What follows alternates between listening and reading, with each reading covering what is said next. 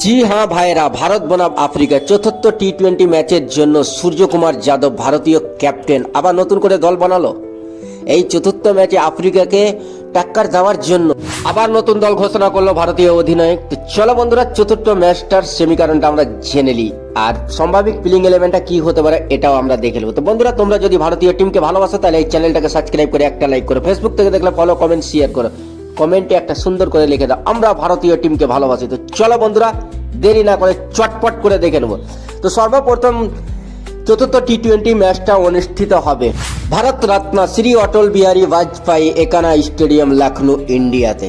তো বন্ধুরা, এই চতুর্থ টি-20 ম্যাচের জন্য ভারতীয় এই একাদশে কিছু নতুন মুখ দেখা যেতে পারে। তো বন্ধুরা, সর্বপ্রথম জানবো আমরা লখনৌর পিচটার। তো লখনৌর পিচটা একটা বোলিং ফ্রেন্ডলি পিচ, সেখানে যদি বল দেখে শুনে খেলে তাহলে 150 থেকে 60 রান হবে। যে কোনো মানে দু দলের ভিতরে যে দলই আগে ব্যাট করবে 150 থেকে 160 রান বানাতে পারবে। দ্বিতীয়তে যদি বল দেখে শুনে না খেলে তাহলে 120 রানের ভিতরে অল আউট হয়ে যাবে, কেননা লখনৌর পিচ খুবই স্লো, ব্যাটিং করার জন্য ইজি লাইট, বোলিংদের জন্য খুবই ভালো। সেখানে স্পিন এবং ফাস্ট বোলার দুজনে নিয়মিত উইকেট নিয়ে থাকে। তো লখনৌর পিচ খুবই স্লো। তো এটা আমরা জানি বন্ধুরা। ভারত বনাম সাউথ আফ্রিকা 5টা টি-20 ম্যাচের জন্য মুখোমুখি হবে। এরই মধ্যে 3টে টি-20 ম্যাচ অলরেডি হয়ে গেছে, 2টা ভারত জিতেছে, 1টা আফ্রিকাতে। এর মানে আমরা বুঝতে পারলাম ভারত 2-1 ব্যবধানে এগিয়ে আছে টি-20 সিরিজে। চতুর্থ ম্যাচ কি ভারত জিতবে নাকি সাউথ আফ্রিকা আবার টাক্কার দেবে? আমার মনে হয় না লখনৌর পিচে সাউথ আফ্রিকা টাক্কার দিতে পারবে। তো চলো বন্ধুরা, এবার আমরা জেনে নেব ভারতীয় এই প্লেইং ইলেভেনটা। তো সর্বপ্রথম নাম আসছে অভিষেক শর্মা আর সঞ্জু স্যামসন। হ্যাঁ বন্ধুরা, শুভমান গিলকে চতুর্থ টি-20 ম্যাচের জন্য দেখা যাবে না, তাকে এই বেঞ্চে বসানো হবে, কেননা তিনি তার ফর্ম ধরে রাখতে পারেনি।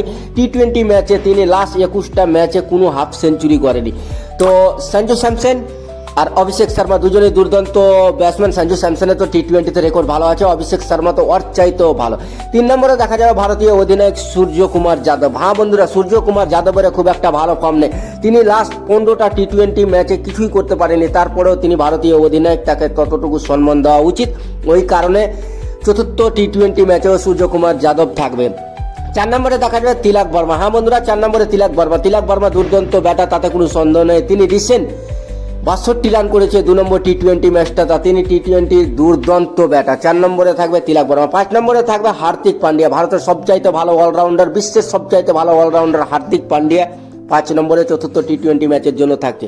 6 নম্বরে থাকবে ওয়াশিংটন সুন্দর। হ্যাঁ বন্ধুরা, 6 নম্বরে ওয়াশিংটন সুন্দর থাকবে। অক্ষর প্যাটেল চোট আছে, অক্ষর প্যাটেল চতুর্থ টি-20 ম্যাচটা খেলবে না, তার পরবর্তীতে ওয়াশিংটন সুন্দরকে 6 নম্বর ম্যাচের জন্য 6 নম্বরে জায়গা দিয়েছে।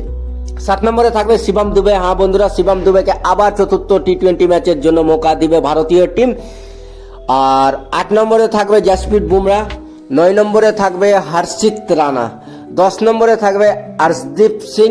11 নম্বরে বরুণ চক্রবর্তী। এর মধ্যে একটা চেঞ্জ হতে পারে, যদি জসপ্রীত বুমরা আজ কালকের ম্যাচে চতুর্থ টি-20 ম্যাচ না খেলে কুলদীপ যাদবকে দেখা যেতে পারে, কেননা লখনৌর পিচটা বোলিং ফ্রেন্ডলি আছে আর সেখানে স্পিন বল দুর্দান্ত করতে পারবে কুলদীপ যাদব। এখানে বন্ধুরা নেক্সট ভিডিওর জন্য ওয়েট করো। আশা করি তোমরা ভালো থেকো, সুস্থ থেকো আর নিজের খেয়াল রাখিও। এখানে বন্ধুরা, চ্যানেলে নতুন আসলে চ্যানেলটাকে সাবস্ক্রাইব করো, কমেন্ট করো আর ফলো করো।